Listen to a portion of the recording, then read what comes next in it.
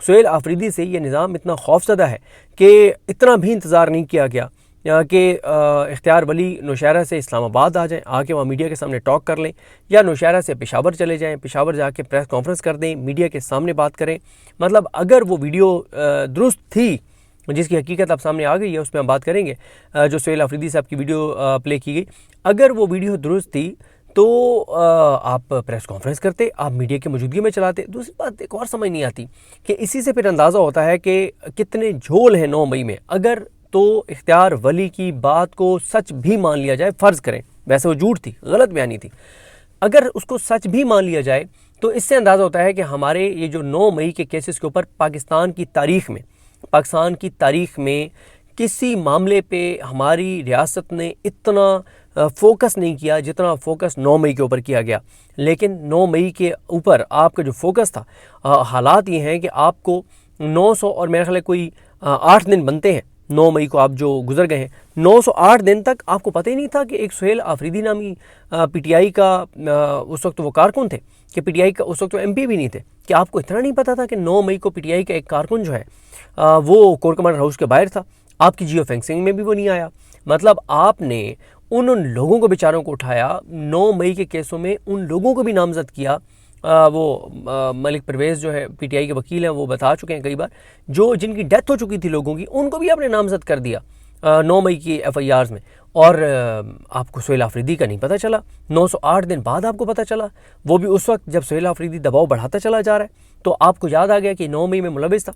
तो इख्तियार वली जो है उन्होंने एक झूठी प्रेस कॉन्फ्रेंस की, और इसी से फिर कहा जाता है कि जी नैरेटिव, नून लीग नैरेटिव नहीं बना पा रही, हुकूमत का नैरेटिव नहीं बन रहा, इदारों का नैरेटिव नहीं बन रहा। जब इतनी झूठी प्रेस कॉन्फ्रेंसेस होंगी तो फिर कैसे आप नैरेटिव बनाएंगे, कैसे नैरेटिव बन सकता है।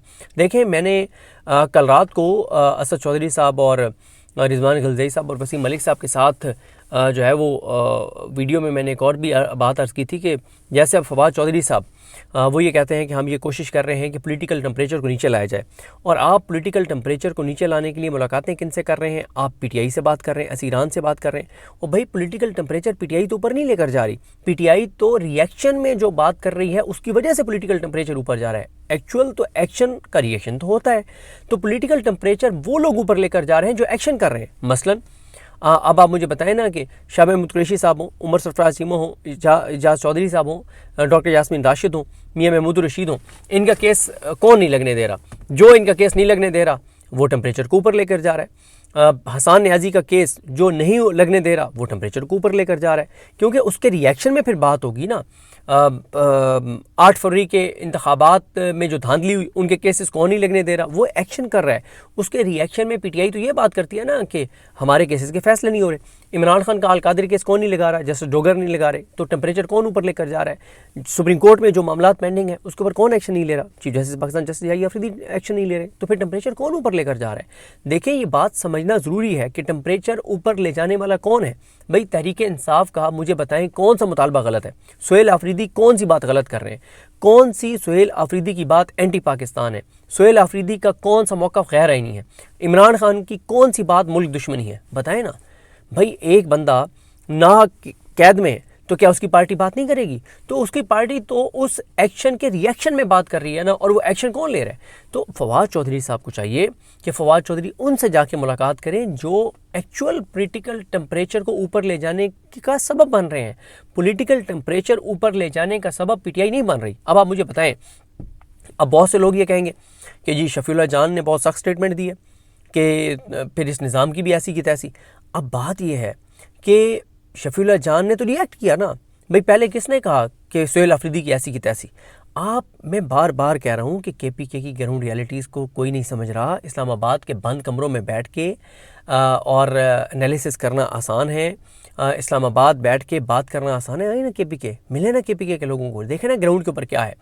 तो इसलिए इख्तियार वली साहब की वैसे तो प्रेस कॉन्फ्रेंस वो इतनी गैर अहम थी कि उसके ऊपर तहरीक इंसाफ को रिएक्शन ही नहीं देना चाहिए था, लेकिन जिस तरह से वो टीवी चैनल्स पे चलवाई गई तो उससे पता चला कि ये उन्होंने ये प्रेस कॉन्फ्रेंस जो पीटीआई समझती है कि खुद नहीं की, उनसे करवाई गई है और हालात पैनिक में हैं। इसीलिए फवाद चौधरी साहब, महमूद मौलवी साहब और इमरान इस्माइल साहब मुलाकातें करते फिर रहे हैं कि जी को बातचीत का रास्ता अपनाया जाए। बातचीत से कुछ भी नहीं निकलना, लेकिन अच्छी बात है, अल्लाह करे कि बातचीत से कुछ निकल आए।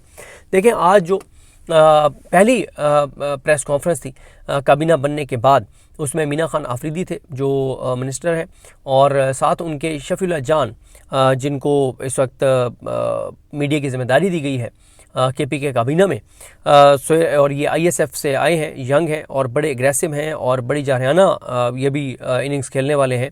और इमरान खान साहब इस वक्त अहम पोजीशंस पर उन लोगों को ला रहे हैं जो कंप्रोमाइज़ नहीं हैं, जो लेले नहीं हैं, जो चाबी वाले खिलौने नहीं हैं, जो किसी के इशारे पे नहीं चलते। अभी तक तो वो बहुत ही जारहाना जा रहे हैं। शफीउल्लाह जान ने कहा कि खैबर पख्तूनख्वा के लोगों ने इमरान खान को मैंडेट दिया, खान की इस अमानत पर पहरा देंगे, कोई इस मैंडेट से छेड़छाड़ का सोचे भी नहीं। मीना खान आफरीदी ने बताया कि सोहेल आफरीदी 9 मई को लाहौर थे ही नहीं।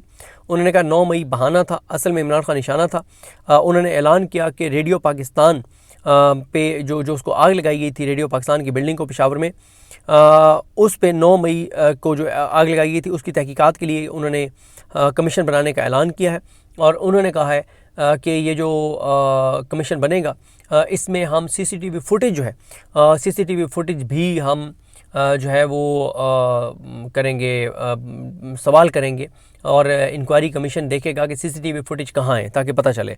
उसके बाद मीना खान आफरीदी ने कहा कि वज़ीर-ए-आज़म, सदर और गवर्नर समेत सब गैर आइनी और जाली नताइज के ज़रिए ओहदों पर मुसल्लत हैं। अगर कोई एक ओहदेदार आवाम के असल मैंडेट का वारिस है तो वो सोहेल खान आफरीदी हैं। सोहेल आफरीदी पर झूठे इल्ज़ामात लगाने वालों को शर्म आनी चाहिए। अब आ जाएँ शफीउल्लाह जान ने जो कुछ और अहम बातें की। उन्होंने कहा कि इख्तियार वली की सियासी औकात और हैसियत यह है कि NA-33 से खान के खिलाड़ी शाह आहद ने उसे 70,000 वोटों से शिकस्त दी। जब से सोहेल आफरीदी वज़ीर आला बने हैं, इन मस्खरों के औसान ख़ता है। इदारों की तरफ से ये है इम्पॉर्टेंट बयान। उन्होंने कहा इदारों की तरफ से एक बंदे के ज़रिए पैगाम भिजवाया गया कि सोहेल आफरीदी की मुलाकात नहीं होगी, इमरान खान से सोहेल आफरीदी की मुलाकात नहीं होगी, ऐसी की तैसी। उन्होंने कहा फिर अगर आप ये पैगाम देंगे तो हमारा पैगाम भी फिर वाज़ेह है कि जिसने KPK के मैंडेट की तरफ देखा उसकी भी ऐसी की तैसी। और इसी तरह से एक चीज़ और बड़ी इंपॉर्टेंट है, मैं ये ट्वीट देख रहा था मोहम्मद फ़हीम जो जर्नलिस्ट है पेशावर के, वो कहते हैं कि इख्तियार वली साहब ने नौशहरा में इनफरादी प्रेस कॉन्फ्रेंस की, PTV समेत तमाम मीडिया ने उसे चलाया। ये प्रेस कॉन्फ्रेंस यानी प्रेस कॉन्फ्रेंस बनाकर चलाई गई, वैसे तो ये उनका एक वीडियो पैगाम था। उसके बाद मोहम्मद फ़हीम कहते हैं कि 2 सूबाई वज़रा मीना खान और शफ़ी जान ने प्रेस कॉन्फ्रेंस की और PTV समेत तमाम बड़े चैनल से मुकम्मल बाइकाट कर दिया कि, और फिर उन्होंने कहा क्या इसके बाद भी मीडिया यही राह गलाता रहेगा कि वो आज़ाद है। अच्छा खैर, आगे मीना खान आफरीदी ने कहा कि इमरान खान को जान से मारने की कोशिशें की गई, हम अपने कायद के तहफ़्फ़ुज़ के लिए ज़मान पार्क के बाहर मौजूद थे। सोहेल आफरीदी की वीडियो कोर कमांडर हाउस के बाहर की नहीं, ज़मान पार्क की है और वो मई की नहीं मार्च की है। और उन्होंने शफ़ीउल्लाह जान ने यह भी कहा कि हम अपने ज़ोर बाजू पर इक़्तिदार में आए हैं, इख्तियार वली की जमात की तरह इक़्तिदार नहीं लिया। देखें, टेम्परेचर ऊपर जा रहा है, टेम्परेचर बढ़ रहा है, KPK के अंदर टेम्परेचर बढ़ रहा है, मुल्क भर के अंदर टेम्परेचर बढ़ रहा है। उसकी वजह है वफाक की पॉलिसीज़।